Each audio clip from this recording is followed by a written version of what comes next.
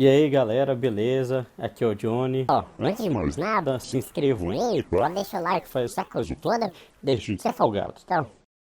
Ó, seguinte, já vamos começar falando aqui que nesse vídeo a gente vai analisar um álbum, tá? E nós vamos dar um pequeno contexto histórico, mas assim, nesse modo descontraído nosso, nesse nosso bate-papo aqui informal, tá? Só pra gente ter um contexto, pra gente entender o que as músicas vão estar falando nesse álbum, né? A gente vai falar então do álbum Welcome to Hell, do Mono Inc.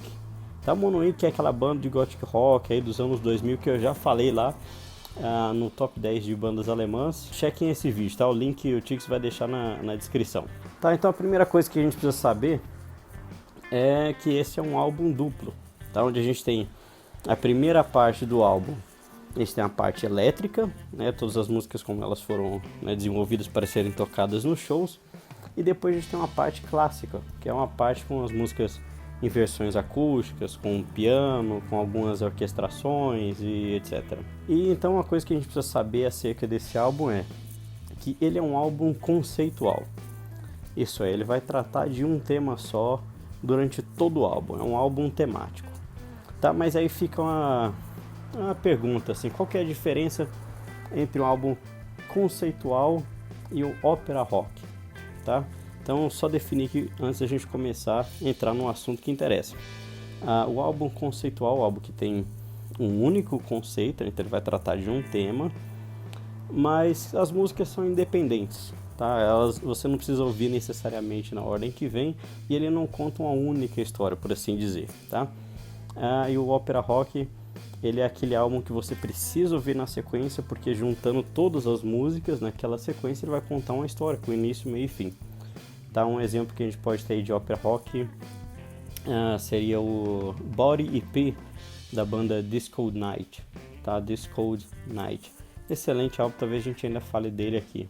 Tá, então só para dar um aspecto geral aqui do que a gente vai falar, esse álbum, né, trata da peste negra, é conceitual sobre isso. Então o que a gente precisa estabelecer aqui antes de começar a analisar o álbum em si? Tá, a gente precisa ter um pequeno contexto aqui em relação ao que foi a peste negra. Tá? A gente sabe que era uma doença que já existia há muito tempo na Índia e na China, tá? Causava aquelas manchas negras por todo o corpo, que em certo momento elas inchavam, né, estouravam, deixavam aqueles buracos extremamente contagiosos, né, secretando aquele pus, aquela coisa horrível. E além disso tinha hemorragias internas e vários outros sintomas mais comuns, assim, né, com doenças mais comuns, tá? E inicialmente, no período lá que ela surgiu na Europa, as pessoas estavam morrendo aí de 3 a 5 dias, tá? Era a média. E a estimativa é que as mortes eram 1 a cada 3 pessoas em toda a Europa, tá? Então diz que entre 30 e 50 milhões de pessoas morreram só nos 3 primeiros anos, que é gente pra caramba, né? Então tudo isso começou lá por volta de 1340, né? Mais ou menos nessa década, onde você tinha todas aquelas, na época, né, das também grandes navegações ali entre a Índia e a Europa, né? Aquela coisa toda, e a doença veio, né, junto nos navios com os ratos, né? Os piolhos dos ratos, né? Dizem que trouxeram os transmissores dessa doença, né? E chegando na Europa você não tinha, né, naquela época esgoto, não tinha boas condições sanitárias, né, e tudo mais na Idade Média, então ela conseguiu se espalhar rapidamente. Também tem a teoria de que, na verdade, tudo isso foi um modo da China ou da Índia usar, tá, a doença como arma biológica, tá? Só que isso é um pouco menos improvável. Mas num certo momento lá na Europa havia tanta morte, tanto corpo em tudo que é lugar, que as pessoas iam morrendo, que não dava mais para você enterrar, e ficava aqueles corpos lá em todos que é lugar. Então você imagina a situação dessa, né? Basicamente estava alimentando cada vez mais a peste. Em outros determinados momentos também, tá, como algumas batalhas que, claro, não pararam, né, durante esse período, algumas pessoas chegaram a usar partes de pessoas mortas infectadas, né, nas catapultas e tal, jogando, seja para dentro de castelo ou fora dele, etc., como realmente uma arma biológica, na primeira vez que isso foi notado na tentativa de infectar o exército inimigo. Então, na época houveram várias tentativas também de arrumar culpados pela peste. Então muita gente dizia que era ira divina, mas muita gente dizia que era por causa do cheiro de podre, né, que se tinha nas cidades, que espalhava a doença pelo ar. O que, se você for parar para pensar, até que faz sentido, né, já que a doença ela se propaga por toda aquela porcaria, aquela falta de higienização, né? Em determinada época surgem os sinistros doutores da praga, né, que é capa desse álbum do Mono Inc. E tem aquela estética, né, que a gente tanto gosta, né, que usava aquelas roupas para tentar se proteger da doença, né, do contato com ela. E aí você tinha aquele bico onde eles colocavam lá vários tipos de ervas, de perfumes com bons cheiros, né, porque se acreditava que a doença estava naquele cheiro de podre, então era para você evitar. Também nessa época teve muitas quarentenas, né, o pessoal que se fechava, né, as cidades, nos muros, etc. E muitas delas foram eficientes, tá? Outras nem tanto. E depois de 10 anos aí a doença começou a regredir e estima-se aí que deve ter morrido em torno de 200 milhões de pessoas, né? Claro que esse é um cálculo bem por cima, porque você não tinha esse censo na época. E falando disso também, isso me lembra deixar normalmente aqui a gente fala de música, mas deixar a recomendação de um conto que é o Rei Peste, de Edgar Allan Poe, que tem tudo a ver com gótico e com tudo mais que a gente está falando aqui, né? Bem, então vamos começar a falar daquilo do que interessa aqui, né? Vamos falar então do álbum. A primeira música do álbum é Heart of the Raven, The Heart of the Raven. Então essa é uma música que começa com orquestração assim, sinistra, bem para baixo, tá? Que já seta o clima da música e de muito do que a gente vai ver no álbum, tá? Nessa a voz, então, aquela voz grave do Martin, ela ajuda muito nisso de setar o clima. Vocês sabem que o gótico é sempre bem atmosférico, né? Então aqui nessa música, basicamente, a gente percebe que se trata de uma pessoa vendo os efeitos da peste. Então logo no começo ele detalha que vê sangue em vários lugares, e a gente entende que é uma outra pessoa, né, que acaba de falecer devido à doença. I saw blood beneath the pillows, I saw blood beneath the sheet. Então no refrão ele diz: você está aqui no coração do corvo, não importa onde você foi, tenho certeza que você está lá entre as estrelas. Então a gente vê que ele está se despedindo, né, de alguém, imaginando que essa pessoa é um lugar melhor, né, nas estrelas e tal. E aí, claro, você tem também aí a figura do corvo, que em muitas culturas é aquela que carregava a alma das pessoas, né, entre a passagem da vida à morte. E a gente tem essa referência também no poema O Corvo, do Edgar Allan Poe. Então quem nunca leu, tá, tem que ler, isso é obrigatório, né? E claro, a gente tem o filme do Corvo, né, onde a gente também vê esse tipo de coisa acontecendo, né, onde o Corvo vai trazer lá o Eric Draven e tal. Depois, voltando a falar da música, a música volta para os versos, onde ele diz, né, que via esperança, né, via a esperança das pessoas, nas pessoas, né, nos seus poemas, nas lágrimas, etc. Que esse era um caminho sem volta. E depois o refrão, né, novamente ele se despede lá com o Bon Voyage.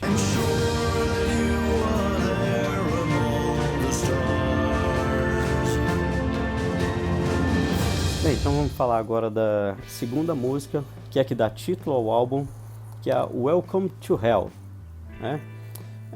Essa música já saiu um clipe e tal. Ela já começa bem mais agitada, né, bem mais rápida, com peso, né? Os vocais aqui do Martin, ele são um pouco menos graves do que na primeira música, tá? Mas ainda se mantém aquele clima denso. Isso aqui a gente tem uma perspectiva mais geral dos acontecimentos da peste, eu penso, tá? Como algo de quem olha assim para uma catástrofe, que consegue ver e vê o fim e que não tem nenhuma esperança, né? Então logo em seguida você percebe que ele está falando com alguém, algum lugar, país, etc, né? Dando a impressão de que ele está dizendo que aquela pessoa, né, aquela coisa e tal, merece o karma que recebeu, né? Então talvez seja a Europa, né, o lugar está recebendo o karma que merece, ou a pessoa, ou aquelas pessoas, né? E no refrão ele diz: bem-vindo ao inferno e este é o fim. É o que a gente imagina que, né, vendo essa situação na Europa, qualquer um ia imaginar uma coisa dessa. Ele fala: chama do alívio, bem-vindo ao inferno, este é o fim. Não sucumba ao sofrimento, vá deitar e vá soprar seu chifre. Quem semeia o vento ceifará a tempestade. Profundo isso aí.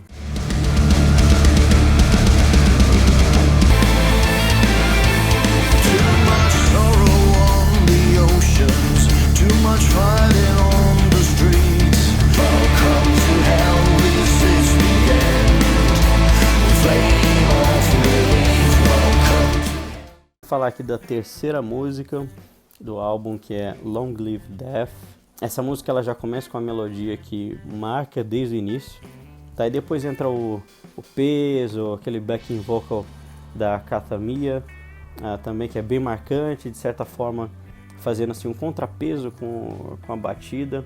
Essa é uma das músicas talvez mais comerciais, mais chicletes, até daquela que gruda um pouco na cabeça.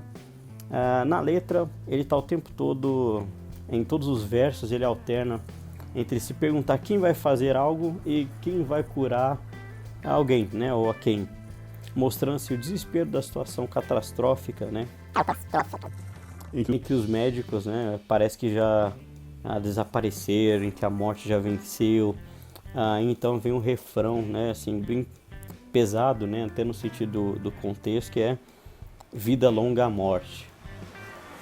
E não há muita, aqui não tem muita complexidade de letra, né, é só de sentido, né, de reflexão, principalmente se você tentar se pôr no lugar, né, daquilo, se você já tiver pegado toda a carga, assim, de contexto histórico e do que o álbum trouxe até aqui, né, do que realmente aconteceu.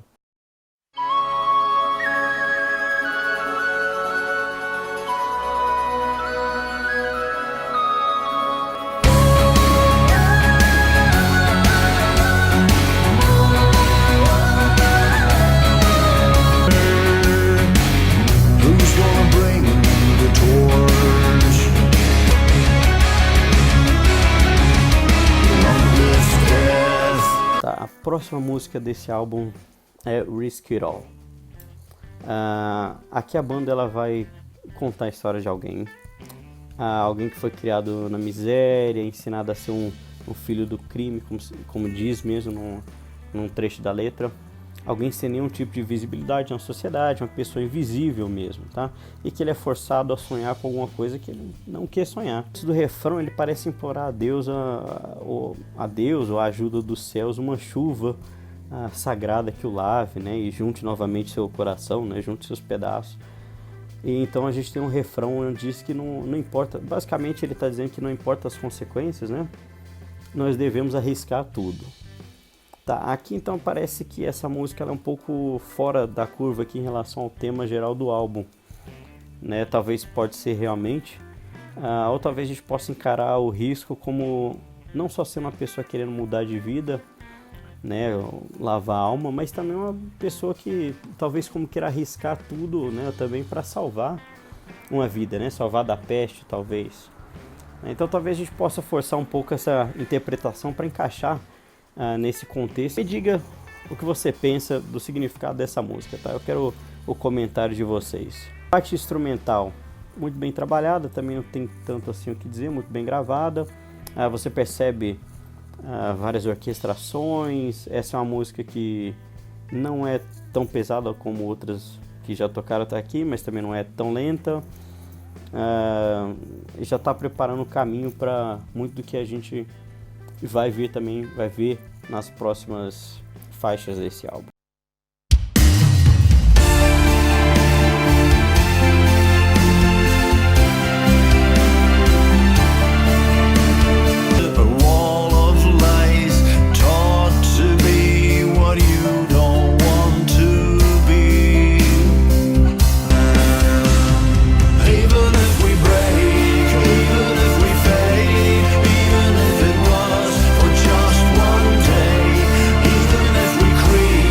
A música agora, que é a música Flies, tá? Essa música na verdade é uma regravação de uma música deles mesmo, Tá, que a primeira vez que essa música apareceu foi no primeiro álbum deles, que é o Head in the Water, em 2004.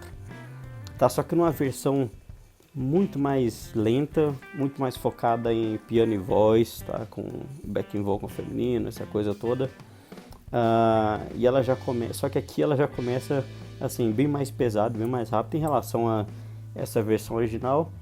Eu particularmente prefiro a versão original, tá, porque eu acho que adicionando esse peso, essa velocidade à música, você acaba cortando um pouco da carga emocional que ela tem, então procure ouvir a original também, tá? Assim, apesar do instrumental e do vocal serem muito competentes, tá? E muito bem gravado. Quanto a isso, não tem o que falar dessa música. E a letra dessa música diz: estou olhando para a parede, o sabor nos meus lábios, estou assistindo e estou contando tudo que você me deixou, moscas. Então, assim, ele vai ficar refletindo, assim, né, acerca dessa visão, como se estivesse vendo alguém ali, aquela coisa, e em determinado momento ele vai falar: eu pressionei o travesseiro no seu rosto, você não queria minha simpatia, você manteve o seu amor por aqueles que se juntam a você, 7 pés debaixo das árvores, né, moscas. Então aqui a gente vê basicamente um cara que matou provavelmente sua mulher, ou a sua amante, a pessoa amada. E na verdade parece que se viu na obrigação disso, talvez, e agora se despede, né, e se lamenta. E tudo que resta são as moscas, né, ao redor do corpo, que já deve estar ali talvez há um tempo. Então aí talvez a gente pode tentar colocar isso também dentro do contexto da peste, né? A gente pode imaginar que esse sujeito se vê obrigado a chegar nesse ponto, né, por não ver mais nenhuma saída, né, nenhuma esperança contra a doença que a pessoa amada possuía, por exemplo. Então, mas assim, quero saber o que vocês pensam, tá?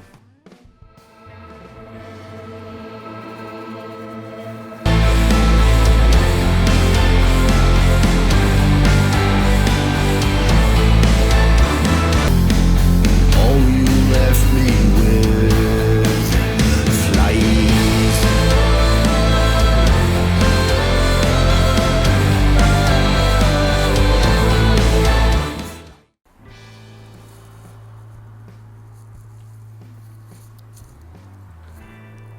Bem, então é isso, galera, esse é o fim da primeira parte. Nós vamos dividir em duas partes esse vídeo aqui, porque senão ele ia ficar muito longo. Eu acho que ele já ficou longo, né? Mas são 11 músicas nesse álbum, acho que é muita música assim no álbum, apesar que tá tudo bem, tá numa média boa.